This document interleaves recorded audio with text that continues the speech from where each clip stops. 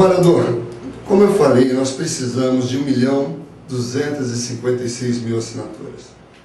E para isso não é uma tarefa fácil, é uma tarefa que o que nós queremos é assinatura.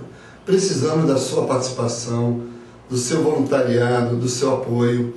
E primeiro, quem pode assinar o abaixo-assinado? Qualquer pessoa que tenha 16 anos ou mais, porque ela pode votar.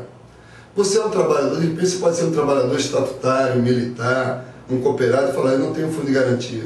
Mas provavelmente, na sua família tem alguém que trabalha, que tem fundo de garantia, ou já teve fundo de garantia, tem alguém que já foi fraudado no seu fundo de garantia. Será que uma ação nossa de pegar um formulário da campanha, pedir assinatura para o trabalhador, conscientizá-lo, será que não é um ato de cidadania? É um ato de cidadania. E você pode participar de várias formas.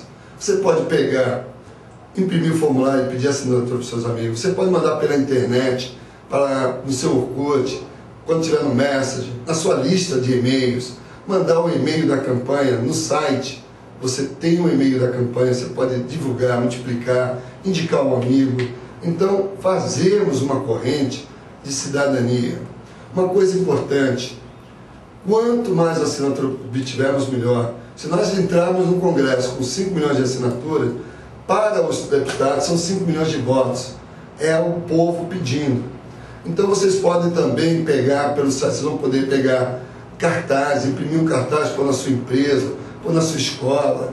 Vocês podem de repente imprimir uma camiseta, que é uma camiseta da campanha, então lá tem material gratuito, vocês podem fazer em silk screen, pôr a logo da campanha, ou o seu nome como apoio. Ou seja, tem várias formas de participar.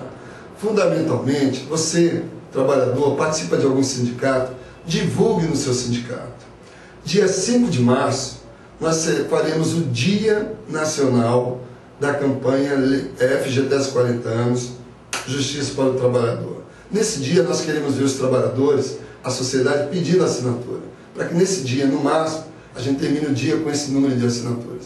Então é muito fácil. Seja um voluntário em prol do respeito e da justiça do trabalhador.